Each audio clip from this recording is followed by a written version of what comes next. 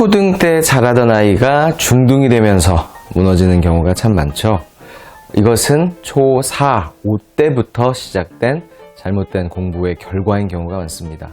또한 저학년 때까지만 해도 잘 하던 아이가 이쯤부터 학습 태도와 성적이 안 좋아지는 경우도 많죠. 잘 하던 아이들도 주춤하게 되는 이 시기, 도대체 이 시기에 어떤 문제가 발생하는 걸까요?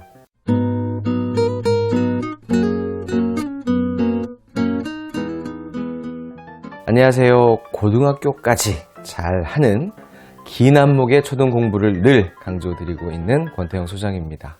이 시기부터 부모님과 다투거나 입을 닫기 시작하는 아이들이 많습니다. 짜증이 늘기 시작하죠. 자주 투덜대고 또 불성실한 모습이 종종 보이기 시작하면 이에 비례해서 엄마의 잔소리가 늘기 시작합니다. 그러면 아이는 대화를 회피하거나 거짓말로 상황을 외면하기도 하죠. 원활한 소통보다는 감정 섞인 짧은 대화의 비중이 늘기 시작하는 이 시기는 아이의 감정의 폭이 넓뛰는 만큼 생활의 규칙성도 깨지기 쉽습니다. 다시 말해 안정적으로 공부하는 습관이 깨지기 쉽다는 것이죠. 잘 아시다시피 학습은 심리적 평온과 일상의 안정이 바탕이 되어야 원활하게 이루어질 수 있습니다. 그리고 이 심리적, 일상적 안정은 부모와의 원만한 관계에서 나오게 됩니다. 부모와 사이가 안 좋은 아이는 공부에 집중하기 어렵다는 것이죠. 의외로 많은 학부모님들이 이 사실을 간과하고 아이가 예민한 이 시기에 오히려 더 강하게 공부만을 독촉하는 경우가 많습니다. 공부도 관계도 악화되는 두 마리 토끼를 다 잃게 되는 악수를 두게 되는 것이죠. 자, 그런데 흔히 사춘기라고만 생각하는 이 시기는 사실 학습 부담이 크게 늘기 시작하는 시기이기도 합니다. 5학년 전후가 영어, 수학의 골든타임이기도 하니까요. 우리 아이들은 영어 문법과 분수의 활용 공부 등을 하면서 상당수 태어나 처음으로 공부의 벽을 느끼게 됩니다. 읽어야 할 것들도 많고 풀어야 할 것들도 확 늘어나게 되죠. 학교와 학원 숙제에 쫓기는 일상이 시작되는 것도 보통 이 시기쯤부터입니다. 그러니 해오던 대로만 하던 아이들은 무엇이 문제인지도 모르고 공부가 점차 힘겨워지게 되죠. 중요 시기이니 부모님의 마음도 급해집니다. 다른 아이들에 비해 뒤처진 것처럼 느낄 때면 조바심이 들고 불안해지죠.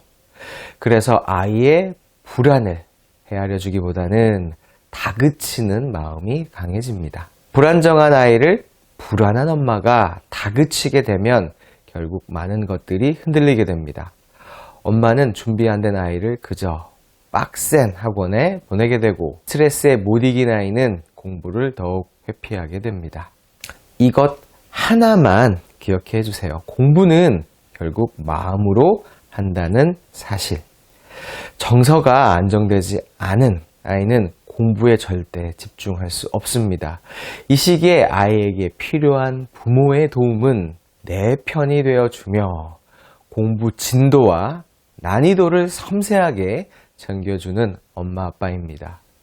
학년이 올라간다고 실력도 태도도 알아서 올라가지 않습니다. 내 아이 수준에 맞는 옷을 입혀주는 것이 가장 중요한 학부모의 역할이죠. 좀 늦어도 괜찮습니다. 진짜 문제는 늦어서가 아니라 안 맞는 옷을 입히고 뛰게 만드는 것이죠. 그리고 그 안 맞는 옷을 입히는 건 아이 스스로가 아니라 어른들입니다. 아이 수준에 맞는 교재와 수업을 골라 주셔야 합니다. 오히려 낮은 수준의 클래스를 선호하는 것이 더 우월 전략일 때도 있습니다. 초등 4, 5학년 때는 사실 영어, 수학이 문제가 아니라 공부 시간 자체가 적다는 것이 더 큰 문제입니다.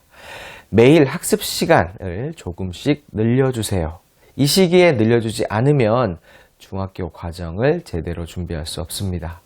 그리고 무엇보다 아이에게 더 좋은 서포터가 되어 주셔야 합니다. 이 시기의 관계와 대화 패턴이 고3까지 이어질 가능성이 매우 높습니다. 결국 공부는 아이의 몫입니다. 부모에게 근본적인 신뢰와 사랑을 받는 아이가 정말 힘든 순간에 더 큰 힘을 발휘할 수 있게 된다는 사실을 꼭 기억해 주셨으면 좋겠습니다. 오늘 영상이 도움이 되셨다면 좋아요 한번 꾹 눌러주세요. 영상을 만드는 저희에게 큰 힘이 됩니다. 저는 다음 유익한 영상으로 다시 인사드리도록 하겠습니다. 감사합니다.